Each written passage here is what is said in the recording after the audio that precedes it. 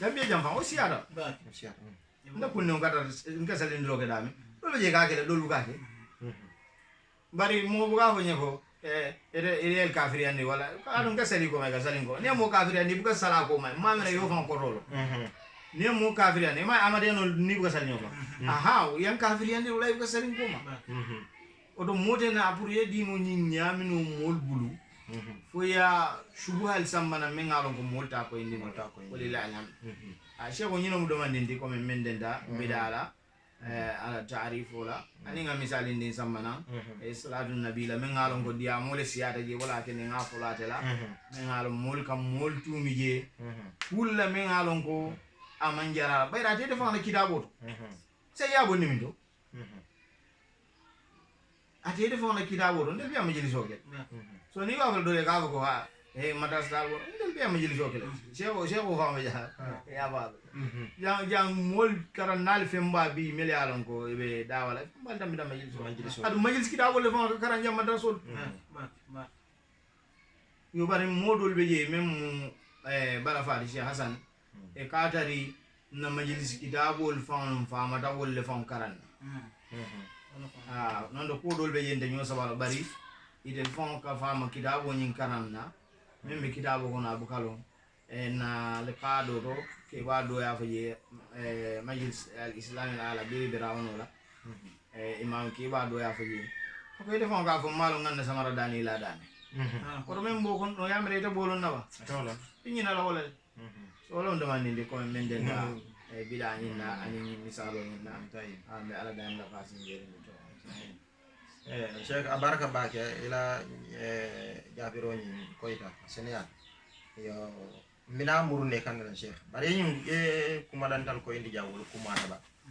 ka je ko bida man tara dending mol la faham nyaanyina ni mo tara bala kulliyo la be sabar ko so la je ko karbe bida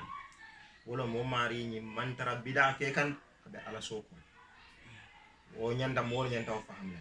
ko manke ibe ko konti bida ko no ko konti ala soko ya fam oto ala soko dum mo buga mo kafiri andata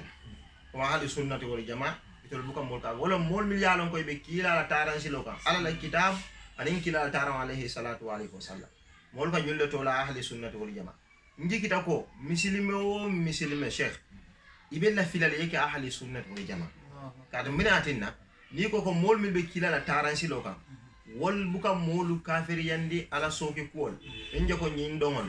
membo ko tulungol membo ko suñarol membo ko faniya fol ani million mulum mo fal ani wotanol buka molu kafiri yandi bari ko tema kundan kaya ko me betole to yalo wolle tenku mo sabatindi dunya ko wolle tenku mo sabatindi biya ko kada muna ne buka molu kafiri yandi woto wol kuol be sariyango ye sumanna ye landi wo sumanda wa ahli sunna wal jamaa e katara wol ko to amera wo koyte la banke won kono wala nen ko mbo nyama ahli sunna wal jamaa ilo dula ba koyni sheikh janne bina nyinin karoto sheikh wala nyin dula njigita ko be tali ko su raje yo bar sai minna ta fele alama sallo nyim benna number 1 lo kono mi yalo ko nyanta nyinin kala sheikh wala dia mo fela futo raje sa nyin salatu ala nabi nim mo tata fa nyin tafundiko nim mo buka nyinke kafiro nin atra wo mari mantara wo nyama fati fon min ka nyin jibe ko nyimu kafiro do bara buka salkilam fa fon français kafir ya no ko wala أعوذ بالله من الشيطان الرجيم بسم الله الرحمن الرحيم الحمد لله والصلاة والسلام على رسول الله وعلى آله وصحبه وسلم تسليما كثيرا بعد سلام به كنتنا كدوا به من تابعنا سيد الحسين بارك الله فيك وجزاك الله خيرا على ما دي جو إلى ينكو إندرولا يمل لن كان من ديام فلو من فهم بدعتي كادو كمول من كليا ayatina kumul fatata bay lamorla kamte mukkinoti kadu men ka fu ko nyimo bidamala tifame ka fa bidam tantam ko sonni wotano men ka fu wala molti men an ko beyin kam men fo ka men ka fo ana moyda bay ni tata kayyana mol kono ibatara ko wol buka fonya wol fanan ni da fonya la mol mi an ko be tantan loto buka fo be bidan o sabu kama arabol la fo bid'a askeno man ko li ata jire bari arabol ka fo nyame anita ka fo nyame fatare ita ka fo ko bidan mo iba ngola la bandi ni ko e ko la bandi bid'a o bid'a wala ka ku kumasi men man taraje segal seni atamen jazakallahu khaira se usaymin men faji bari fa janna se usaymin imam ahmad bin hanbal atodo imam malik bin anas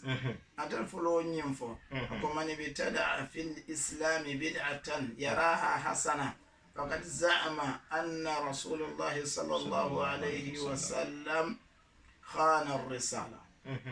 ako momo e kunati nyindino kono ya kuma sije yaje ko fanan bete atar purasi dunneje ite kila tu minyina ko ay fennu kun kila ya moya to la jamfa keje Allahu akbar ka to munem fenfe mudino to mon yanta ala batula menna kila ya be ko indi sallallahu alaihi wasallam ala ya sede ala fanan al yawma akmaltu lakum dinakum wa atmamtu alaykum ni'mati wa raditu lakum al-islam dinan Allahu akbar fulanyo e kanye alama salo men foten ita fon sanne ka ba alama salo bay ka ba fatiha e buka ba fatiha de ka ba fatiha al fatiha ta to mon dalla maro musu tolla yo fatiha on mo tolati musolla to fatiha nim fatiha lamu omu dayele rantu womu bismillahir rahmanir rahim fa wala dhalin yo ni ko ka duwa dayele nin alama salo la o fana mo mistake ko duwa ni ba dayele ka alala folo tendu ka jayi